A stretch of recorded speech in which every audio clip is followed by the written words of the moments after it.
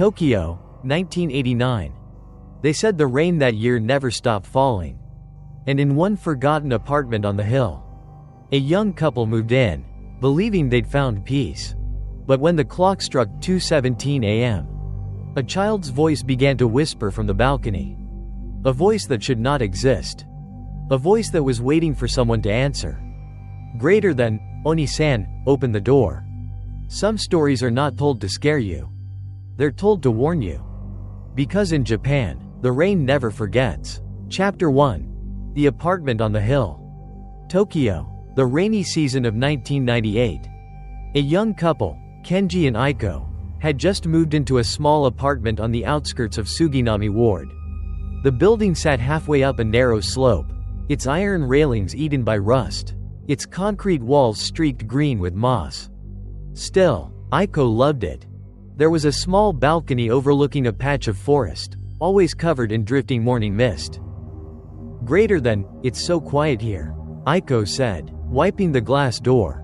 Quiet enough to hear the rain tapping on the roof. Kenji replied with a smile. That night, the silence felt heavier than usual. Kenji lay awake, eyes half open. Somewhere outside, beyond the curtains, he heard soft footsteps on the balcony. One step, two, three, then, a gentle tapping on the glass. Cop, cop? He sat up, heart racing. Through the window, he saw only the blurred reflection of the rain and the shadow of trees swaying. Nothing else. The next morning, he told Aiko what he'd heard. She laughed softly. Greater than, probably just a mouse, she said. But the second night, it happened again. Both of them heard it this time, the faint knocking, the pause, the sound of water dripping. They looked at each other, terrified, before walking slowly toward the balcony door. On the glass, they saw it. A small, wet handprint. Tiny, about the size of a 6-year-old child's. Kenji froze. The sound of rain filled his ears. And for a fleeting moment, through the veil of storm and shadow, he saw a small figure standing on the opposite balcony. Its head lowered, motionless in the rain, as if it had been waiting there all along. Chapter 2. The Whisper at 2:17 a.m. The third night. The rain hadn't stopped. The wall clock ticked slowly in the dark. When the minute hand touched 2:17 a.m., Kenji suddenly awoke. He didn't know why, only that he felt someone watching him. The room was silent except for the sound of rain hitting the glass. Then, through that sound, came a whisper, faint as breath against the window. Greater than, Onii-san. Kenji froze. It was soft, delicate, a child's voice. He sat up, glancing at Aiko. She was still asleep, breathing evenly. The whisper came again, clearer this time, closer. As if it were right outside the balcony. Greater than, Onii-san, open the door. His heart pounded. He glanced at the clock, 2:17 a.m. Kenji stood up and approached the window. A cold draft slipped through the tiny gap in the door, stirring the curtain. Outside, only darkness, and the dim flicker of the streetlight beyond the rain. He leaned closer, and saw a pair of small eyes staring back at him through the glass. Black, deep, hollow. Kenji stumbled backward, gasping. He switched on the light. And the eyes were gone. Only a wet handprint remained, pressed against the glass. 5 fingers, too long for a child's hand. Dash dash dash. The next morning, Kenji told the building manager what he'd seen. The middle-aged man frowned. Greater than, you heard a child's voice? On the 6th floor balcony? Yes, Kenji replied. The manager's face grew pale. Greater than, that's not possible. That balcony was sealed off years ago. A boy fell from there, a 6-year-old. They never found the body. Kenji said nothing. The man looked him in the eye and whispered. Greater than, if you ever hear it again, don't answer. Dash dash dash. That night, Kenji didn't sleep. He sat on the bed, staring at the clock. 2:17 a.m. And right on time, the voice returned. Soft at first, then rising, almost like a song. Greater than, Onii-san. I'm cold. The balcony door shuddered, the glass cracked slightly. and in the flash of lightning, he saw the boy again. Drenched, pale-skinned, lips blue, smiling, but wrongly. His mouth twisting too wide. His empty eyes staring straight at Kenji. Chapter 3. The Boy in the Rain. Tokyo drowned in rain. Fat drops pounded the windows. The sound heavy and endless, like a whisper that never stopped. Kenji tried to focus on his work, but his eyes kept drifting toward the balcony, the place where that small handprint had appeared. Greater than, you're staring out there again? Aiko asked, pouring tea. I thought I heard something, he said quietly. Aiko laughed. Greater than, you're just scaring yourself. In Tokyo there are thousands of ghost stories about old apartments. Someone even said they saw a little boy standing in the rain every night. Kenji looked up sharply. Greater than, where? Not far from here, she replied casually. In the woods behind the building. A chill spread through his body. Cloud with rain, afternoon rain. At around 4, Aiko went out to buy dinner. The apartment fell silent except for the steady rhythm of rain. Kenji sat in his chair, staring through the glass door. The balcony glistened, dark and slick. Then, through the white curtain of rain, a small figure appeared. A boy. Hair soaked, plastered to his pale face. A thin shirt clinging to his body. Mud streaked along his arms. He lifted his head, and his hollow eyes met Kenji's. Greater than, Onii-san. The voice was clear, coming through the sealed glass. Kenji froze, reaching for his phone. But the screen flickered, distorted, then went black. The boy took a step forward, bare feet splashing on the wet balcony, leaving tiny watery footprints toward the door. He stopped, looked up, and smiled. It was not a child's smile. It was crooked, stretching too far. From the corners of his mouth, black water began to flow. Kenji screamed and stumbled back, dropping the phone. He yanked the curtains shut, heart hammering. But even behind the fabric, he could still hear the knocking, soft and steady. Cop, cop, cop. This time, there were 2 hands tapping, like a child begging to be let inside. Greater than, Onii-san. I'm wet, open the door. Skull and crossbones when the rain stopped.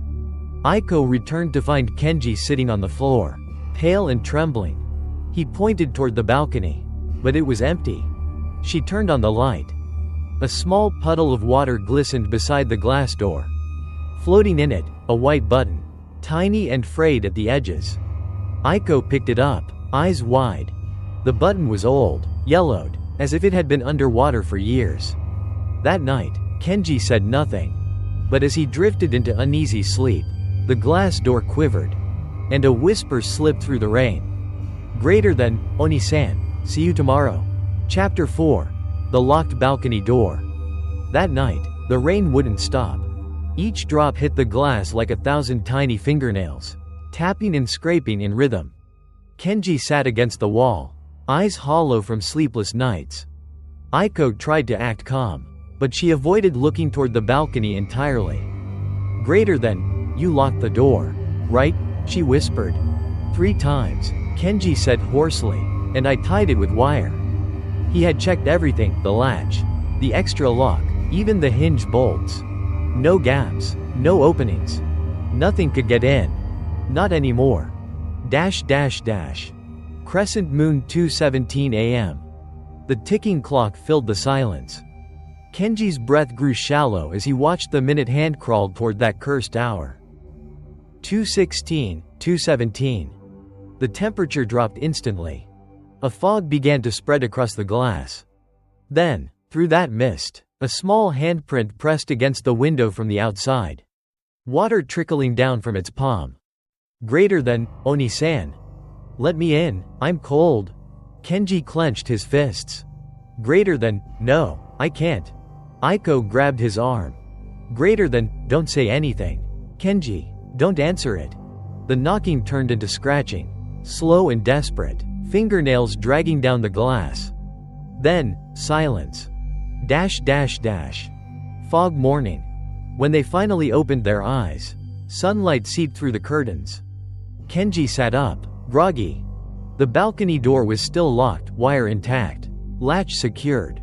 But across the living room floor, a trail of tiny wet footprints led from the door to their bed. Aiko awoke moments later and froze at the sight. Greater than, you locked it, didn't you? I swear I did, Kenji muttered, trembling. Everything was sealed. He checked the wire again, untouched. No cuts, no tampering. Yet someone, or something, had walked inside. Candled the wet wall. Aiko noticed something behind the curtain.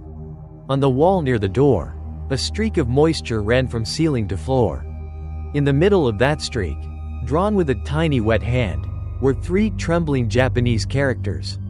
Greater than Onii-san, Onii-san. Kenji wiped it away in panic. But the smell remained, a damp, rotting scent, thick and sour, like a corpse long submerged. They tried to open the door to dry the wall, but the metal handle was ice cold, even though sunlight blazed outside. Crescent moon the 6th night. They decided to sleep in the living room that night, away from the balcony. Kenji pushed a chair in front of the door for good measure. But deep into the night, he woke to the sound of water dripping.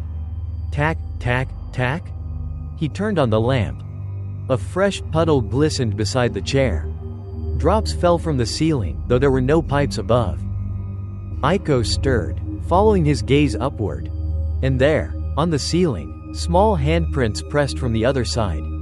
As if someone was crawling across the ceiling, trying to reach them. Kenji grabbed Aiko's hand, pulling her toward the door. The lights flickered, then went out. In the darkness, a whisper brushed his ear. Greater than, Oni-san, don't lock the door anymore. Chapter 5. The Neighbor's Warning. After that night, Aiko took leave from work. She said she needed to rest, but Kenji knew the truth. They were both terrified. The apartment felt heavier every day. The damp, decaying smell never left, no matter how much they cleaned. Kenji barely slept. He waited each night for morning light, afraid of 2:17 a.m. That was when he met the old man from the 5th floor. He was smoking outside the hallway, eyes clouded and voice rough. Greater than, you're the new tenants upstairs, aren't you? Yes, Kenji replied. I live on the 6th floor. I know, the old man said quietly. Last night, I heard footsteps. And, knocking. Kenji stiffened. Greater than, maybe it was water leaking from our room. No, the old man interrupted. That sound didn't come from your apartment. It came from the balcony above mine, the 6th floor balcony. Candled the old man's story. Kenji stayed silent. The old man stared toward the misty forest behind the building. Greater than, 30 years ago, a family lived in your unit. They had a little boy. He liked to play alone on the balcony, rain or shine. Kenji swallowed hard. Greater than, what happened to him? One day, the mother came home late from work. The door was locked. On the balcony, she found only his sandals, and the railing broken. He paused, the cigarette trembling in his fingers. Greater than, they never found the body. Police said the floodwaters carried him away. But ever since, people who lived there said they heard a voice in the rain. A child's voice calling, Oni-san, from the balcony. Kenji's throat tightened. Greater than, why, that word? Oni-san. Because when he fell, he was calling for his older brother. His mother had locked the brother inside for punishment that night. And while he slept, his little brother fell. The old man looked down, his voice trembling. Greater than, when a child dies calling someone's name, he comes back looking for that person. So if you hear him, don't answer. Don't look outside. And whatever happens, don't open the door. Cloud with rain, the signs return. Kenji told Aiko everything. She sat quietly for a long time before whispering. Greater than, Oni-san means older brother, right? But you're not anyone's brother. Kenji nodded, but deep inside, something felt wrong. From the very first night, he'd felt like that voice was calling him by name. Not just repeating an echo from the past. That night, it rained again. They decided to cover the balcony door with thick plastic sheets. But by morning, the sheets had been ripped open from the inside. Wet shreds clung to the wall, and across the floor was a faint line of water spelling out, "Greater than, Onii-san. I found you. I the man below." Kenji ran downstairs to find the old man. But the door to his apartment was open. Inside, silence. A chair lay overturned. A cigarette burned slowly on the floor. On the table was a framed photo of a woman and two boys. One of them unmistakably the boy from the balcony.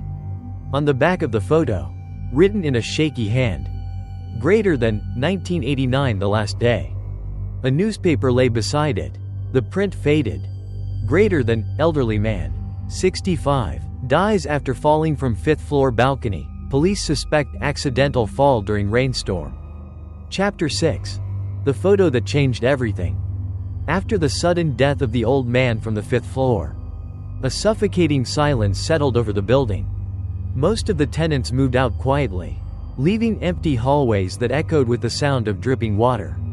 Only Kenji and Aiko remained, trapped in their own fear, inside a home that no longer felt alive.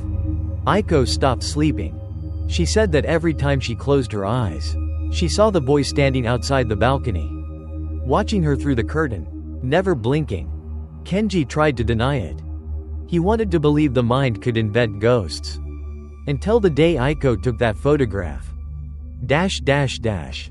Camera with flash the picture on her phone. It was a gray afternoon. Aiko decided to take pictures of the potted plants on the balcony, a small distraction. A bit of life among the decay. She lifted her phone, snapped a photo, and smiled faintly. Then she looked closer. Her smile vanished. Through the misted glass, in the corner of the frame, stood a small figure. Head bowed, hair dripping wet, a pale face just visible. The boy's dark eyes stared straight at the camera. And his mouth curved into an unnatural smile. "Greater than, Kenji, look at this." He took the phone, and the color drained from his face. The boy was exactly as he'd seen him before. But behind the reflection of Aiko's shoulder, there was another figure.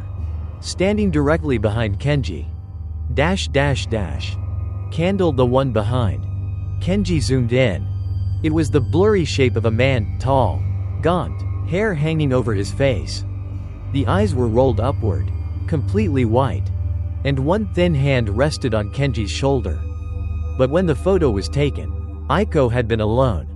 "Greater than, that's impossible," Kenji whispered. "There was no one else here. You were standing right there," Aiko said, her voice shaking. "I swear, I was alone." Neither spoke again. Rain began to fall outside, pattering against the glass. Then, without warning, the phone screen went black. And when it flickered back on, the photo was gone. Skull new photos. Aiko opened her photo gallery. 5 new pictures had appeared, ones she had never taken. Each showed a different part of their apartment. The bed, the kitchen, the hallway, the front door, and the balcony. All were dim, grainy, blurred. But in every photo, the boy was there. In the last one, he stood right behind Kenji. A small hand resting gently on his shoulder. His lips curled in a faint smile. Cloud with rain, the knock in the dark. That night, Kenji left the phone on the table. Screen off. They lay in bed, listening to the rain. When the clock hit 2:17 a.m., a faint knock echoed from the balcony. Kenji didn't open his eyes. He just gripped Aiko's hand tightly. "Greater than, don't look," she whispered. "Don't look outside." The knocking stopped. Then the phone lit up on its own. A new notification appeared, one photo saved. Kenji picked it up with trembling fingers. On the screen was a photo taken from outside the window. Looking in. In the photo, Kenji and Aiko were lying in bed, asleep. And in the corner of the frame, pressed against the glass, the boy's face was visible, smiling. When the smile broke. Kenji shouted and threw the phone to the ground. It shattered, the light fading. At that moment, the ceiling light flickered violently, then went out. The apartment drowned in darkness. Outside, the rhythm of rain changed. No longer falling, but beating against the glass in time with a heartbeat. Aiko turned toward the sound. In a flash of lightning, she saw it. The boy's face pressed to the window. His mouth no longer smiling, but split wide open, torn across to both cheeks. Chapter 7. The Child's Lullaby. The 12th night. The rain had returned. Kenji and Aiko had moved their bed to the living room, as far from the balcony as possible. They spoke little now, silence hung heavy between them. At 2:17 a.m., there was no knocking. No whisper of, "Onii-san." Instead came a sound soft and sweet. A lullaby. Greater than, "Neru, Neru yo. Yoi ko da ne." Aiko jolted upright. Greater than, "Kenji, do you hear that?" "Yeah, it's coming from upstairs." But the 7th floor had been sealed for years. No one lived there. Dash dash dash. Musical note the voice in the ceiling. The melody continued, slow, uneven, like a broken music box. Each verse dragged, warped, echoing through the walls. Kenji climbed onto a chair, pressing his ear to the ceiling. Moisture seeped from a small crack, dripping onto his shoulder.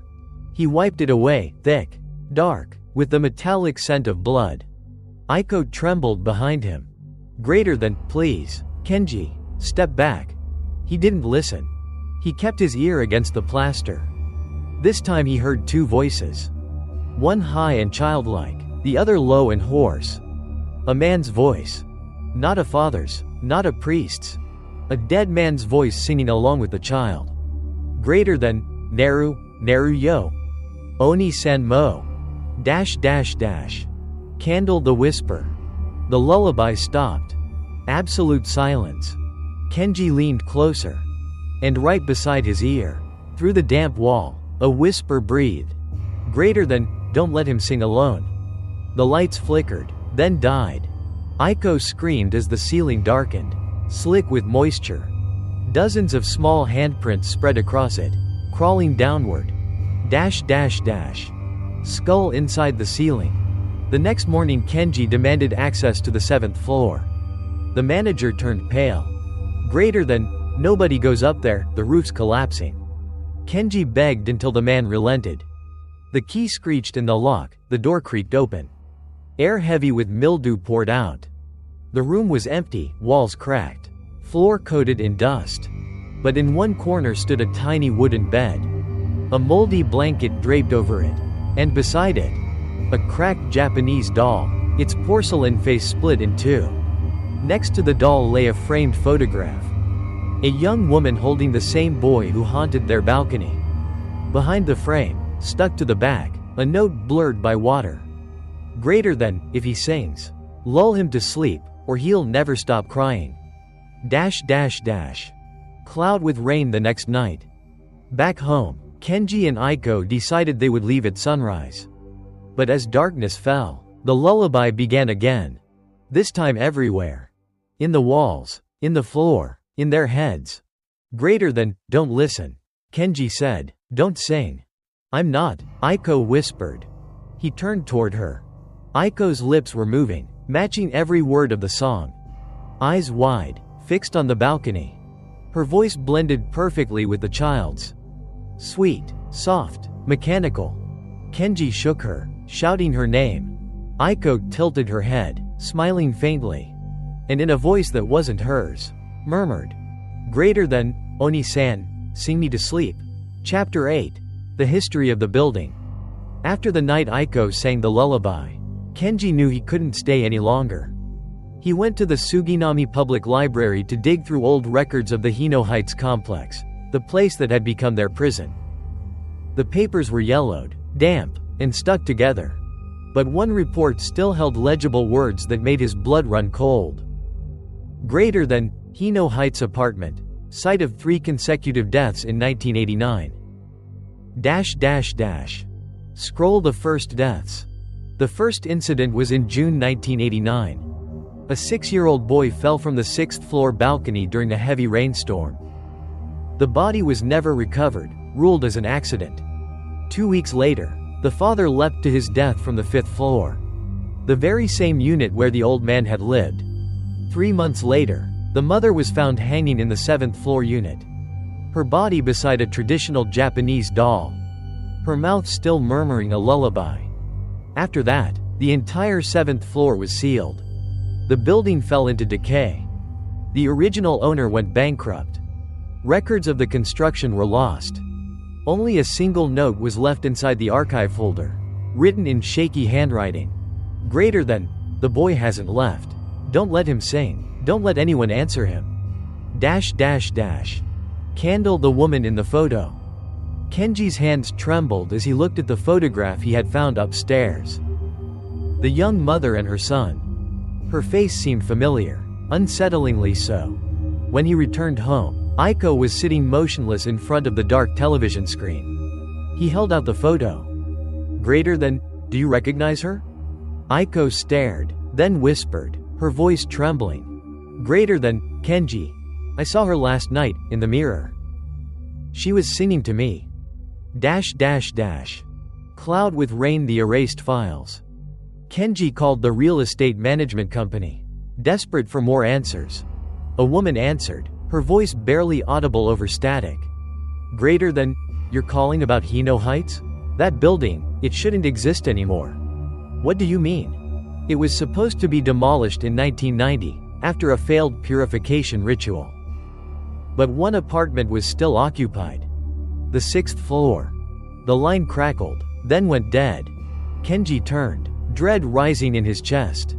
Aiko was no longer in the room. He found her standing on the balcony, arms open toward the rain. Greater than, Aiko, what are you doing? She's calling them home, Aiko whispered. She said, she's their mother. Kenji followed her gaze to the forest behind the building. Through the curtain of rain, 2 figures stood hand in hand. One small, one tall, both staring up at their balcony. Lightning flashed. In the white light, their faces vanished. Only the rain remained. I the secret of Hino Heights. That night, Kenji studied the blueprints again. One small annotation caught his eye. Greater than, 6th floor balcony reconstructed after railing collapse. 1989. Bloodstains from previous site remain beneath concrete.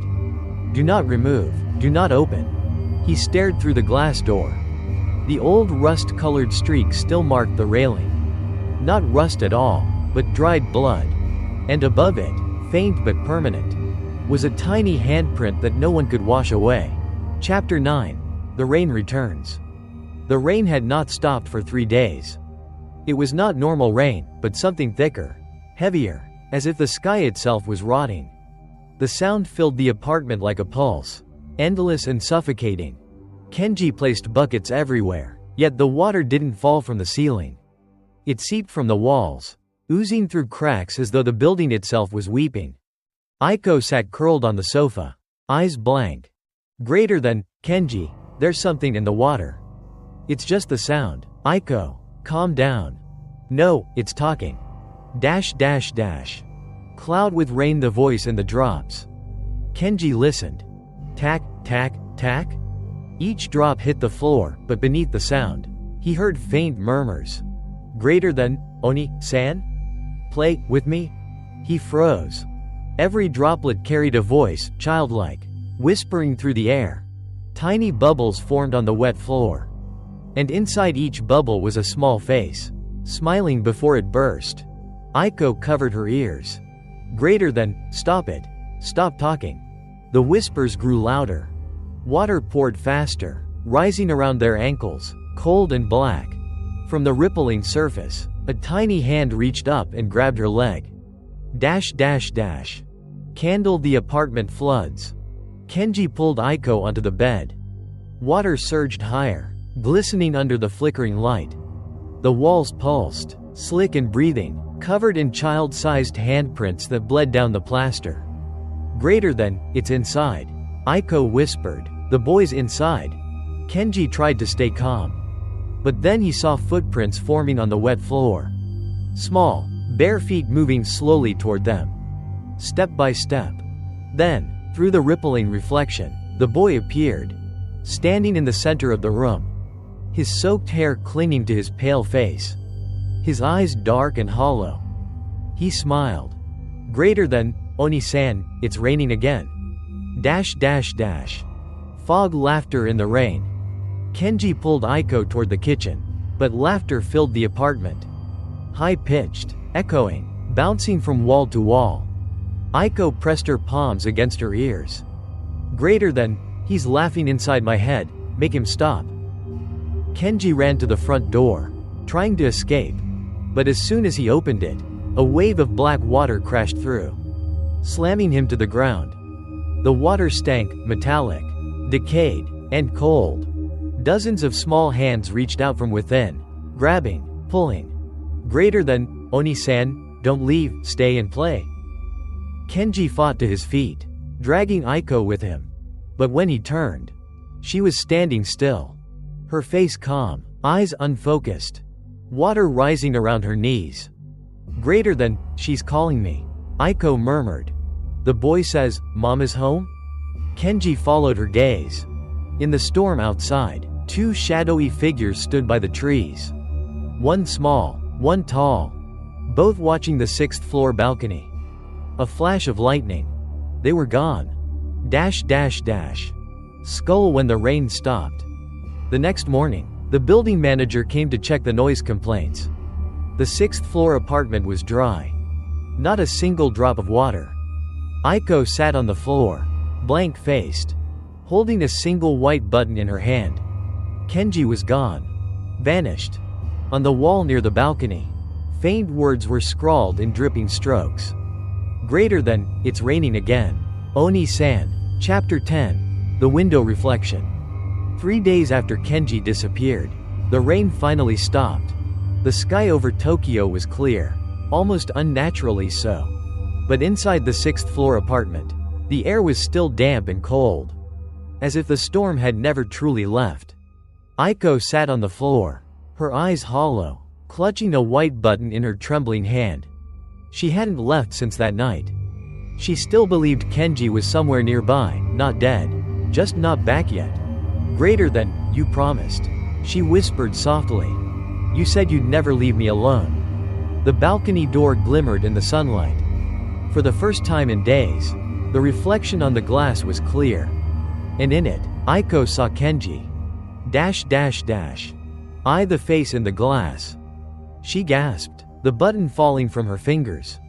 Kenji stood there inside the reflection, his hair dripping, his skin pale and gray. He smiled gently, the way he always used to. He raised his hand, palm against the glass. And her hand, trembling, moved to meet it. Greater than, Aiko, don't cry, he said. Kenji, you're alive? I'm here. The rain brought me back. The glass was freezing under her palm. Kenji's smile faltered. A dark fluid began to drip down from his forehead, sliding down the reflection. Not clear water, but thick black liquid. Greater than, it's cold here. Aiko, he whispered. Open the door. She stumbled back, eyes wide. Kenji's face changed. His head tilted to one side, sharply, unnaturally. His neck hung at a broken angle. Mirror the mirror in the bathroom. That night, Aiko covered every mirror with cloth. But around midnight, she heard a faint drip, drip, drip. She followed the sound to the bathroom. The cloth over the mirror had slipped down. The mirror gleamed wet and silver. Kenji was there again. This time, his reflection didn't move when she did. When she stepped back, he stayed. When she froze, he stepped forward. Greater than, I told you. His voice echoed, distant and soft. I'd never leave you. He pressed his palm against the inside of the mirror. Water rippled outward, distorting his face. The surface trembled, then his hand broke through. Cold water gushed out, flooding across the tiles. Aiko screamed, backing away as the reflection smiled wider. His mouth stretching too far, his eyes dark as the rain itself. Fogged the voice behind her. She ran into the living room. The lights flickered, and the television turned on by itself, static filling the screen. In the black and white snow, she saw movement. Kenji standing behind her, smiling faintly. Aiko turned slowly. No one was there, but a warm breath brushed her neck. Greater than, little sister, I found you. She froze. Greater than, Kenji, I'm not your sister, I'm your wife. He tilted his head, his voice soft, almost kind. Greater than, no, you're his sister. Aiko backed away, trembling. The reflection on the television began to warp. Two figures appeared behind Kenji. A boy, and a woman with long, wet hair. The screen cracked. Dash dash dash. Skull shattered glass. Aiko screamed and struck the mirror with her fist. The glass shattered. Water burst out, sweeping her off her feet. As she fell, she saw in the shards of glass around her 3 reflections. The boy, Kenji, and the woman. All smiling. All looking down at her. Their lips moved in unison. Greater than, Neru, Neru yo, Yoiko dane. Chapter 11. The Visit to the Shrine. After the night of broken mirrors, Aiko was taken to the hospital in shock. She couldn't remember who had found her, only that when she awoke, her hand still clutched a shard of glass. And inside the shard, she swore she saw a tiny eye staring back. The doctor told her to rest. But Aiko knew rest would not save her. Greater than, if I leave, she said softly, it will find someone else. A nurse overheard her and pulled her aside. The woman's face was lined with age, her voice low and trembling. Greater than, if you really want to end this, go to the Shinmei shrine on the outskirts. The priest there once sealed the spirit of a child. From that very building. Candle the Forgotten Shrine. 3 days later, Aiko followed the address. The road wound deep into the forest, narrow and damp. Though the forecast said clear skies, rain fell there anyway, as if it never stopped within that part of the woods. The shrine was small, rotting, its roof collapsing under moss, and dozens of broken fox statues lay scattered around. A wind chime hung at the gate, ringing softly, not like music, but like someone crying. A frail old monk emerged, blind eyes clouded white. He spoke before she could say a word. Greater than, you carry something of his, don't you? Aiko froze. What do you mean? The white button. The bond that ties him to this world. She opened her palm. The button lay there, still damp. The monk sighed. Greater than, then you've already touched the curse. It cannot be cut easily. Scroll the story of the curse. Aiko told him everything, the rain, the boy, Kenji's disappearance. The old monk listened in silence, then began to speak in a voice that trembled with age. Greater than, in 1989, they built Hino Heights on the site of an old children's cemetery. Before the war, a flood washed away a school nearby. Dozens of children drowned. No one performed the proper rites before building the apartments. He continued, his blind eyes staring into the dark forest. Greater than, the boy you see, he isn't just one spirit. He is the merged soul of all those lost children, taking the shape of the last one who died on that balcony. Aiko's hands shook. Greater than, and Kenji, what about him? The living can be drawn into the realm of the drowned, the monk said softly. All it takes is an answer. He spoke to the boy, didn't he? Aiko nodded, tears streaming down her face. Greater than, then he no longer belongs to this side, said the monk. But if you wish to save him, there is one way left. Coffin the ritual of the rain. He led her to the inner hall, where a torn seal of binding hung on the wall. Half burned, its paper stained black with soot. Greater than, tonight, when the rain comes, you must return to your apartment, he said. Place the button on the balcony. Recite this chant 3 times. But no matter what happens, do not turn around. No matter who calls your name. Aiko clutched the talisman tightly. Greater than, what if I fail? Then you will stay, he whispered. Just like him. Before she left, she turned back. The monk stood on the wooden steps, clutching his prayer beads. The wind chime above them rang 3 times. And Aiko noticed a small, wet handprint on the wooden door behind him. Chapter 12. The Offerings Gone Missing. That night, the rain came exactly as the monk had said. Heavy, merciless, relentless. Each drop hitting the rusted railing like a clock counting down to midnight. Aiko returned to the 6th floor apartment. Alone. She carried a white button, a torn paper talisman, and a small tray of offerings, salt, rice, and 2 white candles. The building groaned as if alive. The lights flickered, shadows stretching like veins along the walls. The smell of mold and stagnant water filled the air. She stepped inside. The air was heavy. The apartment was waiting. Candle preparing the ritual. Aiko placed the tray before the balcony door. She lit the candles. Their faint glow painted the walls in trembling gold.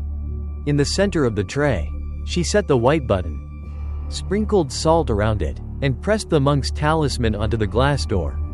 Greater than, if someone calls you, don't answer, she whispered to herself. Outside, thunder cracked like an open wound in the sky. The curtains fluttered violently. She looked at the clock. 2:17 a.m. Cloud with rain the chant.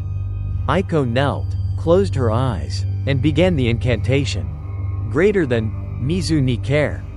Yami ni namor. Return to the water, sleep within the dark. The first time, the wind moaned. The second time, one candle went out. The third time, a voice replied. Greater than, I don't want to sleep. Her eyes flew open. The white button was gone. In its place lay a small puddle of dark water.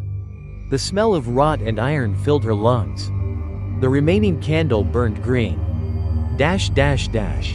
Skull the disappearing offerings. The apartment trembled. Water seeped through every crack. From the floor, from the ceiling, from the walls. The rice dissolved into sludge. The salt melted away. The talisman caught fire on its own. Aiko stumbled backward, gasping. Then she saw him. A shadow stood between the flickering candles. Small, thin, soaked through, the boy. He smiled.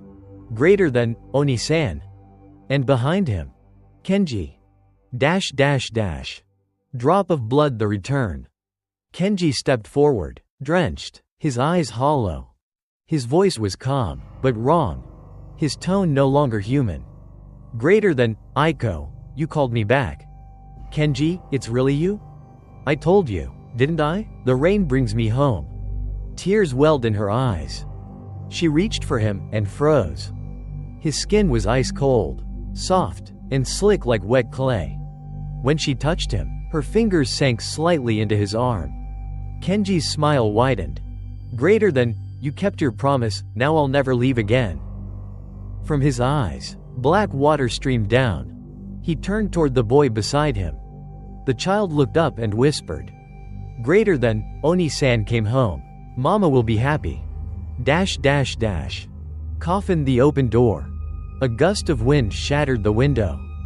The balcony door burst open. Outside, the rain roared, blinding in white. Kenji and the boy stepped forward, hand in hand. From the darkness beyond the railing, a woman's figure emerged, long hair, broken neck, white kimono fluttering in the storm. Kenji turned to Aiko, eyes soft again. Greater than, don't look. Aiko, whatever happens, don't look. Then he and the boy walked into the rain. The woman followed. The storm swallowed them whole. The candles went out. Silence. On the floor, only the empty offering tray remained. The white button lay cracked in half. Chapter 13. The Neighbor's Confession. The night after the failed ritual, Aiko wandered through the building in a daze. Rain poured endlessly, thunder shaking the cracked walls.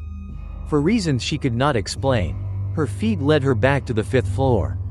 To the apartment of the old man who was supposed to be dead. The door was ajar. Inside, a faint yellow light flickered, and the air smelled of smoke and damp earth. Aiko pushed the door open. The old man sat by the window. Alive, or something close to it. His skin was pale and sunken, his eyes milky white, his fingers trembling as he held a cigarette that burned but never seemed to end. He turned slowly and smiled. Greater than, you came back. Aiko-chan. Aiko froze. Greater than, you're supposed to be dead. Dead? He chuckled weakly. Yes, I've died many times. But the rain always brings me back. Dash dash dash. Coughin the confession. The old man's voice was thin and cracking, his words breaking apart like the ash falling from his cigarette. Greater than, that boy, the one on your balcony? He didn't fall. I pushed him. Aiko's breath caught in her throat. The old man's cloudy eyes filled with tears. Greater than, my wife left me. I was drunk. He kept calling, Onii-san. Onii-san, again and again. I told him to shut up. I shoved him. Just once. His voice trembled. Greater than, when I woke up, his body was gone. The rain took him. But he never stopped calling. Every night, I hear it. Onii-san. Not father, not papa. Onii-san. He stared into the corner, as if seeing something Aiko couldn't. Greater than, I made him call me that. Because he had an older brother. A brother I punished that night. I locked him in the bedroom so he couldn't play. Aiko whispered, her voice shaking. Greater than, what was his name? The old man looked up, his eyes glistening. Greater than, Kenji. Dash dash dash. Cloud with rain the truth about Onii-san. Greater than, the older one, Kenji, was supposed to watch over his brother. But he fell asleep. When he woke up, it was already too late. He saw the broken railing, heard the rain, and screamed until he couldn't breathe. The old man's shoulders shook. Greater than, 2 days later, he jumped. The police said it was an accident. But I know he went to find his brother. Neither of them were ever found. He looked at Aiko and whispered. Greater than, they come back every time it rains. The younger one calls. The older one answers. And I'm left here. To hear them sing. Dash dash dash. The endless cycle. Greater than, you knew. Aiko said, trembling. You knew everything that happened in that apartment. And you didn't leave. The old man nodded slowly. Greater than, I tried.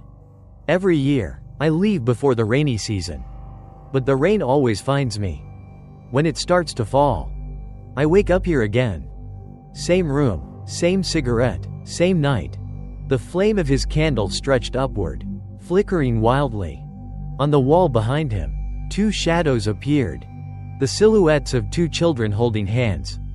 Greater than, tonight, he whispered, they'll come for me. No, Aiko cried, you can still. If I go, they'll stop looking. If I stay, they'll keep singing. The rain grew louder. The old man stood, stepping toward the balcony. He turned one last time and smiled. Greater than, don't watch. Aiko. Just listen. He opened the door. Outside, 2 small figures waited in the rain. A boy and a taller shape beside him. Lightning flashed. The old man whispered. Greater than, I'm sorry. My sons. He stepped forward. The door closed on its own. The rain swallowed his voice. And from outside came the soft, haunting lullaby once more. Greater than, Neru yo, yoiko dane. When Aiko dared to open the door, there was no one there. Only a still burning cigarette.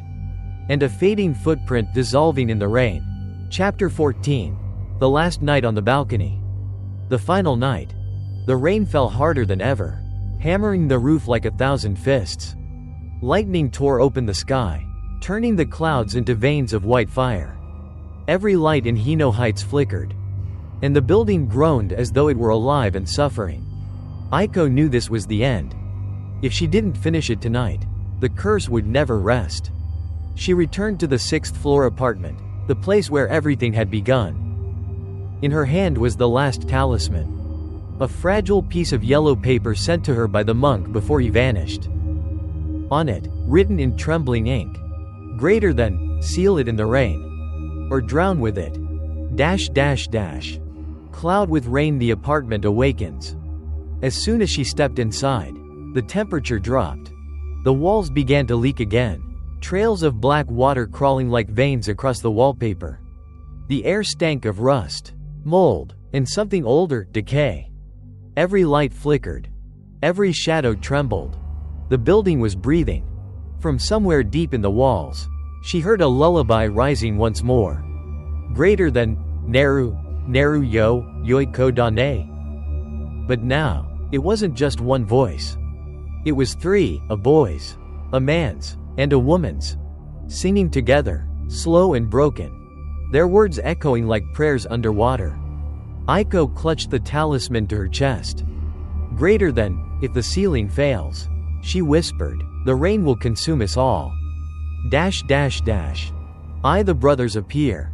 The balcony door blew open with a violent gust. Rain and wind burst into the room. There, in the storm, the boy stood again. His eyes dark pits, his soaked shirt clinging to his thin body. Beside him stood Kenji. His skin was pale but no longer twisted. He looked calm, peaceful, empty. Greater than, Aiko. Kenji, is it really you? I'm sorry. I thought he needed me. I thought I could help him. The boy looked up, gripping Kenji's hand tightly. Greater than, can you hear her? Mom is singing. Aiko stepped back, trembling. Greater than, no, you're both dead. You need to go back. Scull the mother in the rain. A flash of lightning. Behind the two figures, a woman appeared. Her white yukata clung to her body, soaked through. Her long black hair hid most of her face. But her head hung at a crooked angle, neck broken. Greater than, Aiko. Her voice was soft, melodic. Thank you for singing them to sleep when I couldn't. She lifted her hand and touched the boy's hair. Water dripped from her fingers, burning holes into the floor. Aiko pressed the talisman to her chest, crying out. Greater than, no, you must return. You all must return to where you belong. High voltage, the final seal. The air roared. Rain swirled inside the room like a whirlpool. The lullaby turned into a scream, a chorus of sorrow and rage. Aiko stepped out onto the balcony, holding the talisman high.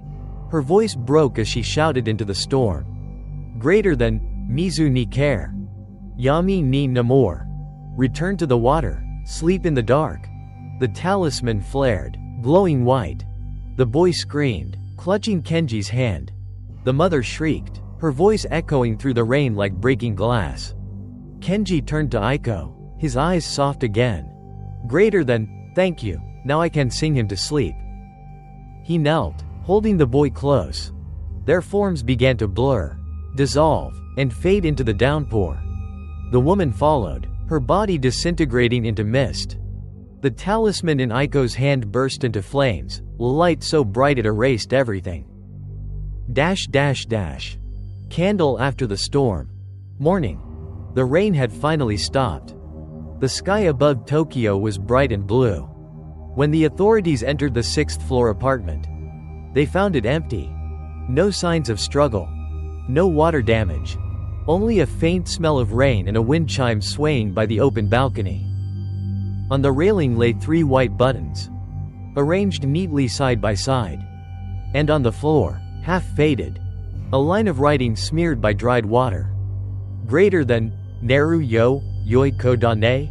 Chapter 15, The Empty Balcony. 10 years later, Hino Heights stood silent at the edge of Tokyo, abandoned, sealed, forgotten. Grass grew tall around the building. The walls were thick with moss. And the old sign reading, Danger, do not enter, rusted into the color of dried blood. No one dared to come near, especially on nights when it rained. Even after all that time, people still said they could hear a lullaby, drifting from the 6th floor when the city fell silent. Greater than, Neru yo, Yoiko dane. Cloud with rain, the new guard. In 2009, a team was sent to inspect the place before demolition. Among them was a young security guard named Tanaka, the kind of man who didn't believe in ghosts. That evening, as rain began to fall, Tanaka stood under the eaves, smoking, staring up at the building. Through the curtain of rain, he could see the 6th floor balcony. Its glass doors still unbroken. Its iron railing glistening wet and black. He smirked to himself. Greater than old ghost stories, people just want to scare themselves. Then, mid-drag, he froze. Through the downpour, a small figure stood on the balcony.